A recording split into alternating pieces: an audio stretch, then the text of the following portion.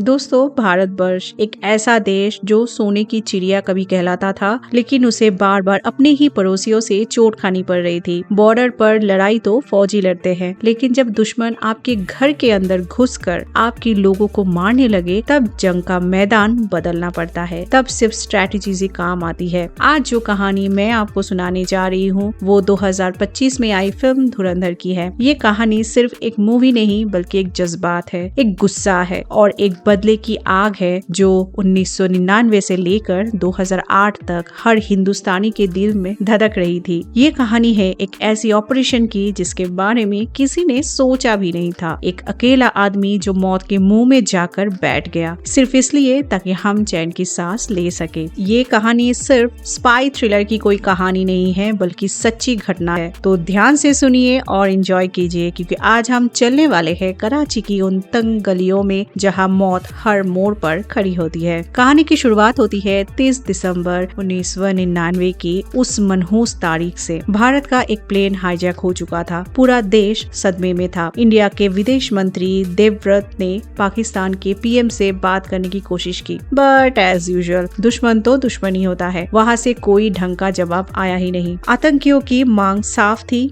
उन्हें अपने 3 साथियों की रिहाई चाहिए थी और साथ में $10 मिलियन। इंटेलिजेंस ब्यूरो यानी आईबी के चीफ अजय सन्याल जब उस प्लेन के अंदर जाते हैं तो उन्हें जो दिखता है वो किसी की भी रूह कपा देने के लिए काफी था। हर तरफ खून ही खून, जैसे किसी को जानवरों की तरह काटा गया हो। अजय सर मजबूर थे। उन्हें उन आतंकियों से कहना पड़ा था कि तुम्हारी मांगे पूरी की जा रही है। मसूद आजाद समेत 3 बड़े आतंकियों को छोड़ा जा रहा है। तो तभी जहूर मिस्त्री नाम का एक आतंकी अजय सर के सामने बड़े ही घमंड से कहता है कि हिंदू एक डरपोक कौम है। वो कहता है कि आज तुम्हारा सोना लूट गया है, कल तुम्हारी चिड़िया भी उड़ जाएगी। वो सीधा चैलेंज करता है कि हम पड़ोस में ही रहते हैं, जो बिगाड़ सकते हो बिगाड़ लो। अजय सर उस वक्त तो खामोश रहे, लेकिन उनके अंदर एक ज्वालामुखी फटने को तैयार था। वो चाहते थे कि कुछ बड़ा एक्शन लिया जाए, लेकिन सरकारी मजबूरियों ने उन्हें बांध कर रखा था। फिर आता है 13 दिसंबर 2001, पार्लियामेंट अटैक। 5 आतंकी एक एम्बेसडर कार में आते हैं और गोलियां बरसाना शुरू कर देते हैं। इनमें वो आतंकी भी शामिल था जो प्लेन हाईजैक में था। हमारे बहादुर ऑफिसर्स ने 4 को तो मार गिराया था और एक ने खुद को ही उड़ा लिया। लेकिन जब अजय सर वहां पहुंचते हैं और एक महिला पुलिस ऑफिसर की लाश देखते हैं तो वो अंदर से जैसे टूट ही जाते हैं। बस यही वो पल था जब फैसला लिया गया, अब डिफेंसिव नहीं ऑफेंसिव खेलने का वक्त था। अजय सर का सजेशन पीएम को पसंद आता है और शुरू होता है एक नया मिशन धुरंधर। कहानी शिफ्ट होती है साल 2004 में। हम देखते हैं एक शख्स को जिसका नाम हमजा अली मजदारी बताया जाता है। ये आदमी अफगानिस्तान के रास्ते पाकिस्तान में घुस रहा था। उसका मिशन क्लियर था, कराची के लयारी टाउन में घुसना। हमजा वहाँ पहुंचकर एक जूस की दुकान पर जाता है, जहाँ आलम नाम का एक आदमी काम करता था। ये आलम कोई मामूली जूस वाला नहीं था, बल्कि इस मिशन का एक जरिया था। हमजा उसे काम मांगता है, पर आलम मना कर देता है। लेकिन ये सब एक प्लान का ही हिस्सा था। रात में जब हमजा वहाँ वापस आता है तो वहाँ कुछ लोकल गुंडे भी आ जाता है। यहाँ पर हमजा का कैरेक्टर टेस्ट होता है। वो चाहता तो उन गुंडों को चुटकी में मसल देता, लेकिन उसे एक इनोसेंट मजबूर आदमी की एक्टिंग करनी थी। इसलिए वो पहले थोड़ा हाथ पैर चलाता है, लेकिन फिर आलम को देखकर जानबूझकर मार खाने लगता है। वो इतना मार खाता है कि गुंडे उसके साथ बदसलूकी करने वाले होते हैं। तभी पुलिस का सायरन बजता है और वो वहाँ से भाग जाते हैं। फिर अगली सुबह आलम उसे खाना देता है और काम पर रख लेता है। हमजा की एंट्री हो चुकी थी पाकिस्तान में। 1 साल बीत जाता है। हमजा वहाँ नौकर बनकर ही रह रहा था, लेकिन उसका दिमाग मिशन पर कम्प्लीटली फोकस्ड था। उसे पुरानी बातें याद आती थी कि उसका मकसद सिर्फ पाकिस्तान में घुसना ही नहीं, बल्कि पूरे जंगल पर राज करना है। उसे सिखाया गया था कि सबसे खतरनाक हथियार नजर और सब्र होता है। अब समझते हैं लयारी का जियोग्राफी। वहाँ 2 बड़े गैंग्स थे। एक तरफ था रहमान डकैत बलोच गैंग से, और दूसरी तरफ थे बाबू डकैत और अरशद पप्पू जो पठान गैंग से आते हैं। आलम बताता है कि रहमान और बाबू कभी दोस्त हुआ करते थे, लेकिन अब दुश्मन बन चुके हैं। कहा जाता है कि रहमान ने गुस्से में आकर अपने ही माँ की कत्ल कर दिया था, क्योंकि उसे पता चला था कि वो बाबू डकैत के की नाजायज औलाद है। आज की तारीख में लयारी के 1/3 हिस्से पर बाबू और अरशद का कब्जा था। हमजा को टारगेट दिया गया था रहमान डकैत के गैंग में घुसने का, क्योंकि वो खुद को बलोच बता रहा था। मौका जल्दी ही मिलता है। एक शादी होने वाली थी जहाँ रहमान का बेटा यानी नईम आने वाला था। इंटेलिजेंस मिलती है कि बाबू डकैत के आदमी वहाँ नईम को मारने आने वाले हैं। हमजा के पास यही मौका था रहमान की नजर में आने का। अब शादी के दिन हमजा जूस बांट रहा था, पर उसकी नजरें नईम पर ही टिकी थी। लेकिन ट्विस्ट तब आता है कि नईम के साथ उसका छोटा भाई फैजाल भी वहाँ पर आया हुआ था। जब गोलीबारी शुरू होती है तो हमजा को फैसला लेना पड़ता है। वो पहले छोटे भाई फैजल को बचाता है, फिर गोलियां चलाते हुए गुंडों को भगा देता है। लेकिन अफसोस की बात यह होता है कि नईम को गोली लग चुकी थी। हमजा ने पूरी एक्टिंग की, चिल्लाया, एम्बुलेंस बुलाई, उसे हॉस्पिटल ले गया, लेकिन नईम नहीं बचा। एक्चुअली नईम बहुत पहले ही मर गया था। ये तो बस एक्टिंग थी ताकि ये दिखाया जाए कि हमजा ने बहुत कोशिश किया। उधर हॉस्पिटल में एंट्री होती है रहमान बलोच उर्फ रहमान डकैत की। अपने बेटे की लाश देखकर वो टूट सा जाता है।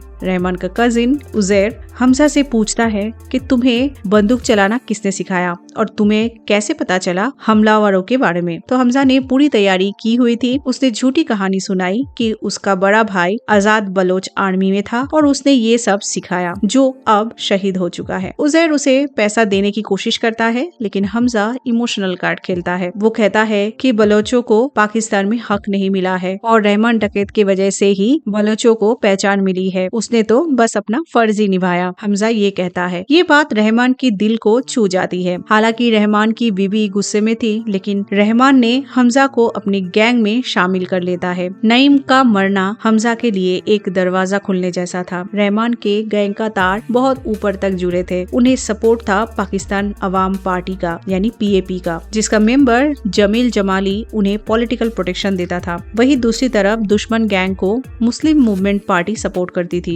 उजैर बताता है कि उनका असली धंधा नकली बंदूकों और हथियारों का है, जो दुनिया भर में सप्लाई होते हैं। अब हमजा गैंग का हिस्सा था। एक दिन मीटिंग होती है कि बेटे की मौत का बदला लिया जाए या नहीं। सब मना करते हैं क्योंकि इलेक्शन आने वाले थे, लेकिन हमजा वहाँ बोल पड़ता है। वो रहमान को उकसाता है। वो कहता है कि बादशाह अगर इंतकाम ना ले तो कौम की बेइज्जती होती है। वो समझाता है कि दुश्मन भी यही सोच रहा होगा कि इलेक्शन की वजह से हम कुछ नहीं करेंगे और यही सही वक्त है हमला करने का। रहमान को ये बात जम गई। उसने अपने सारे लड़के को छोड़ दिए बाबू डकैत के पीछे। बाबू डकैत के सारे आदमी एक एक करके मारे गए। रहमान के आदमियों ने सभी को बहुत ही बेरहमी से मार डाला। फिर आता है वो सीन। बीच चौराहे पे रहमान ने बाबू डकैत की सर को पूरी तरह से कुचल दिया और ये मैसेज दिया कि पूरे लयारी के लिए अब सिर्फ बलोचों का ही राज चलेगा। अब सीन चेंज होती है। 2007 आते आते जमील इलेक्शन जीत जाता है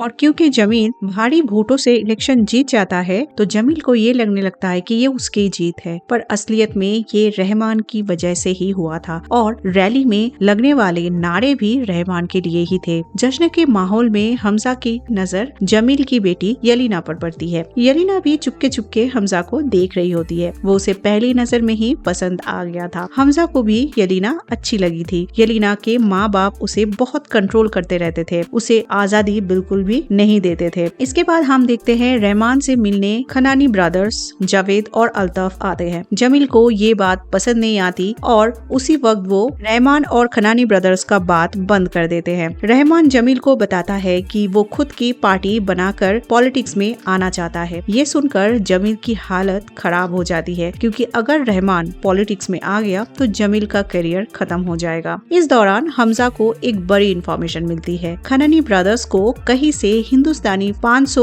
और 1000 के नोट छापने की प्लेट्स मिल जाते हैं। इन प्लेट से वो लोग करोड़ों के नकली नोट छापते हैं। ये नोट कराची से समुद्र के रास्ते कतर जाते हैं, वहाँ से कार्गो प्लेन में नेपाल और नेपाल में कोई मिनिस्टर है जिसका बेटा ये बॉर्डर पार करा के यूपी पहुँचाता है। फिर इन नकली नोटों को असली नोटों के साथ मार्केट में घुसा दिया जाता है। हमजा का काम इतना बढ़िया था कि रहमान उसे खुश होकर पैसे और एक बाइक गिफ्ट करता है। हमजा क्लब जाता है जहाँ जहाँ वो यलीना को देखता है, लेकिन हमजा को वहाँ पे एंट्री नहीं मिलता। हमजा फिर अपना दिमाग लगाता है और वहाँ पुलिस रेड पड़वा देता है। तो ऐसे में भगदौड़ मच जाती है और हमजा ने चालाकी से यलीना की गाड़ी भी खराब कर देता है। तो मजबूरन यलीना को हमजा के साथ भागना पड़ता है वहाँ से। रास्ते में उनकी बातें होती है और इन दोनों की प्रेम की कहानी यही से शुरू होती है। हमजा ये नकली नोटों की खबर आलम को देता है और आलम ये खबर अजय सर तक पहुंचा देता है। अजय सर आईबी के डिप्टी डायरेक्टर सुशांत को काम देते हैं कि पता लगाओ कि ये प्लेट्स पाकिस्तान कैसे पहुंची। अजय सर एक बहुत गहरी बात कहते हैं, हिंदुस्तानियों का सबसे बड़ा दुश्मन हिंदुस्तानी ही है, पाकिस्तान तो दूसरे नंबर पर आता है। और ये सही बात है। रहमान खनानी ब्रदर से दोस्ती कर लेते हैं और उनके प्रिंटिंग लोकेशन पर जाता है। वहाँ आईएसआई का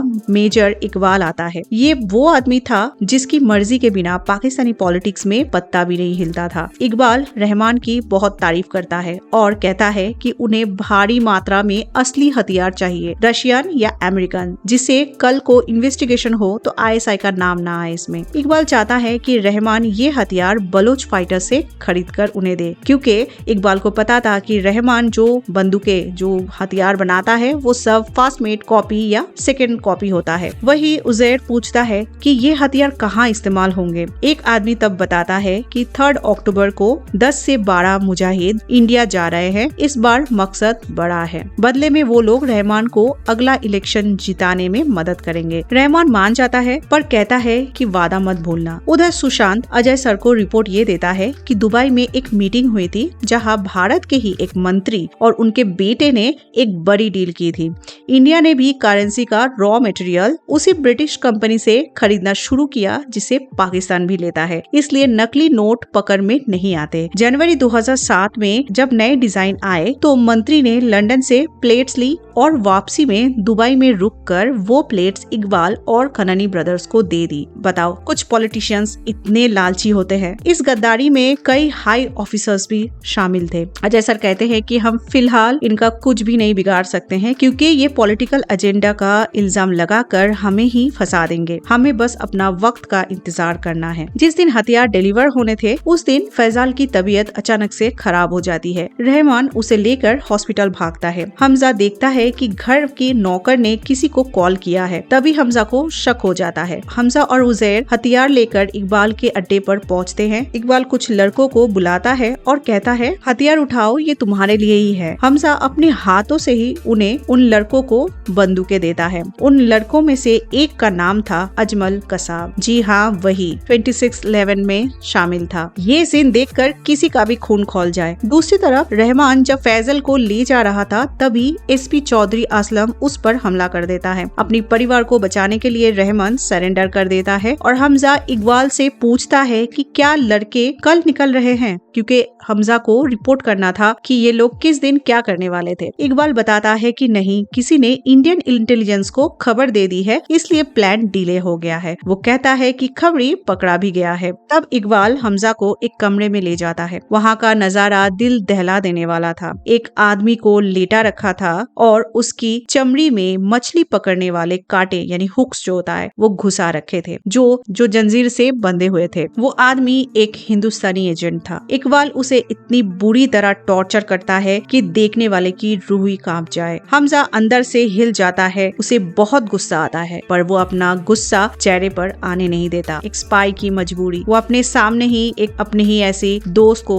मरते हुए देख रहा था, टॉर्चर होते हुए देख रहा था, फिर भी उसके हाथ बंधे हुए हैं। उसे बहुत बड़ा कुछ करना था देश के लिए। उसी वक्त उजैर को पता चलता है कि रहमान पकड़ा गया है। उजैर जमील को कॉल करता है, पर जमील सिर्फ नाटक करता है मदद करने का, क्योंकि उसी ने तो एसपी को लगाया है रहमान को पकड़ने के लिए। हमजा को उस नौकर पर फिर शक हो जाता है। वो घर जाकर उस नौकर की उंगलियां तोड़ देता है, बहुत टॉर्चर करता है। तब जाके वो बताता है कि उसने ही फैजल के खाने में जहर मिलाया था और असलम को खबर दी थी। उधर असलम रहमान को मारने के लिए सुनसान जगह ले जा रहा होता है इनकाउंटर करने के लिए। तभी हमजा को यलीना का कॉल आता है। वो बताती है कि उसने एक वीडियो भेजा है। हमजा वो वीडियो जमील को भेजता है। वीडियो में था जमील, असलम और अरशद पप्पू मिलकर रहमान को मारने की साजिश कर रहे थे। हमजा जमील को धमकी देता है कि अगर रहमान जिंदा वापस नहीं आया तो ये वीडियो लीक हो जाएगा। जमील असलम को रोकने की पूरा कोशिश करता है, पर असलम सुनता ही नहीं। फिर हमजा असलम के सीक्रेट बेस बेस पर पहुंचता है और वहां मौजूद ऑफिसर्स को बंधक बना लेता है। मजबूरन असलम को रहमान को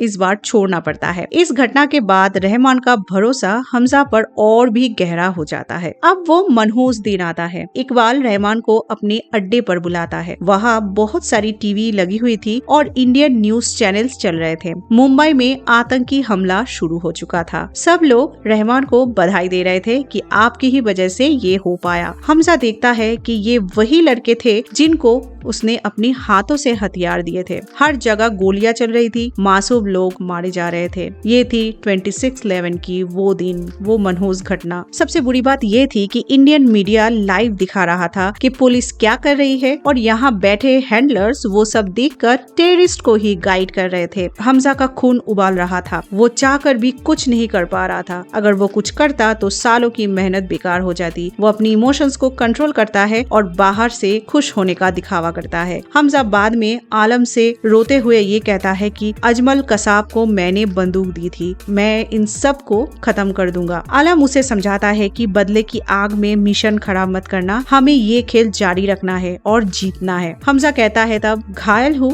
इसलिए घातक हूँ। ये फिल्म की सबसे खतरनाक डायलॉग है। इसके बाद साल 2009 आता है। पाकिस्तान के प्रेसिडेंट अनाउंस करते हैं कि अगले इलेक्शन में रहमान की पार्टी लड़ेगी। जमील का पत्ता कट चुका था। हमजा जमील के पास जाता है और उसे एक ऑफर देता है। वो कहता है कि अगर लयारी पर राज करना है तो अपने किसी वफादार को वहाँ बिठाओ। वो जमील को मनाता है कि वो अपनी बेटी यलीना की शादी हमजा से करवा दे। जमील अपनी गद्दी बचाने के लिए मान जाता है। शादी के दौरान इकबाल बताता है कि ISI चाहती है कि 15 अगस्त को अमृतसर में मुंबई जैसा कुछ किया जाए। रहमान हथियार देने को तैयार हो जाता है। हमजा के पास एक सीक्रेट डायरी थी जो सिर्फ केमिकल से ही दिखती थी। वो उसमें रहमान डकैत का नाम लिखता है और आप लोग समझ गए होंगे कि ये नाम क्यों वो लिख रहा था, क्योंकि उसे खत्म करना था। उसका अगला टारगेट रहमान डकैती था। शादी के दौरान एक और बात हुई थी। जब सब लोग डेट पूछ रहे थे तब हमजा ने मैनिपुलेट करके 9 अगस्त का डेट नक्की किया था हथियार डिलीवरी करने के लिए, क्योंकि उसे पता था, उसे वजीर की डायरी मिला था जिसमें 9 अगस्त में एक इनॉग्रेशन का बात लिखा हुआ था। तो वो पहले से ही सब कुछ प्लानिंग कर रहा था। इसके बाद आता है 9 अगस्त, जिस दिन रहमान को एक इनॉग्रेशन में जाना था। इनॉग्रेशन के बाद रहमान को लेकर हमजा जंगल के रास्ते से होकर जाता है। कुछ देर के बाद रहमान को शक होता है और वो हमजा पर हमला करता है। असल में हमजा, जमील और SP असलम ने मिलकर रहमान को मारने का प्लान बनाया था। जंगल में असलम अपनी फोर्स के साथ पहुंच जाता है और गोलियां बरसाता है। रहमान भागने लगता है। आखिरकार असलम रहमान को घेर लेता है पर रहमान उसके ऊपर भारी पड़ता है। तभी हमजा वहाँ पे आ जाता है और रहमान को बुरी तरह से मारता है। असलम रहमान को गोली मार देता है, लेकिन इस तरीके से गोली मारता है ताकि रहमान का खून धीरे धीरे बहे और वो थोड़ी देर जिंदा रहे, तुरंत उसकी मौत ना हो जाए। हमजा दुनिया के सामने फिर नाटक करता है कि उसने रहमान को बचाने की कोशिश की है। हमजा रहमान को हॉस्पिटल लेके जाता है और हॉस्पिटल पहुँचते ही रहमान की मौत हो जाती है। हमजा सबकी नजरों में फिर से हीरो बन जाता है। घर आकर वो अपनी डायरी से रहमान का नाम कट कर देता है। उसकी टारगेट से, उसकी लिस्ट में से एक नाम हट गया है। कहानी फिर फ्लैशबैक में 2002 में चली जाती है। अजय सर बताते हैं कि ऑपरेशन धुरंधर क्या है। प्लान ये था कि अपना एक बंदा पाकिस्तानी अंडरवर्ल्ड में भेजा जाए, क्योंकि जब ISI इंडिया पर हमला करवाती है तो हथियार अंडरवर्ल्ड से ही आते हैं, इसलिए वहाँ इन्फिल्ट्रेट करके हमें फर्स्ट हैंड इंफॉर्मेशन मिलेगी। और वो नकाबपोश लड़का कोई और नहीं, हमजा ही था, जिसका असली नाम है जसकिरत सिंह रांगी। अजय सर उसे कहते हैं घायल हो इसलिए घातक हो। मूवी का एंड में पता चलता है कि हमजा की डायरी में अभी और भी नाम है। बड़े साहब कौन है ये पता करना अभी बाकी है। फिल्म का पार्ट 2 19 मार्च 2026 को आएगा। फिर हमजा लास्ट में एक पावरफुल डायलॉग बोलता है, ये नया हिंदुस्तान है, ये घर में घुसेगा भी और मारेगा भी। तो दोस्तों, ये थी फिल्म धुरंधर की पूरी कहानी। ये मूवी दिखाती है कि कैसे हमारे एजेंट्स अपनी पहचान, अपनी जिंदगी, सब कुछ दांव पर लगा देते हैं देश की सुरक्षा के लिए। अगर आपको ये एक्सप्लेनेशन पसंद आई तो वीडियो को लाइक जरूर करें और कमेंट करके बताएं कि आपको सबसे पावरफुल सीन कौन सा लगा। क्या आप पार्ट 2 के लिए एक्साइटेड है? और जाते जाते चैनल को सब्सक्राइब करना ना भूले। मैं मिलूंगी आपसे अगली वीडियो में एक और इंटरेस्टिंग कहानी के साथ। जय हिंद, जय भारत।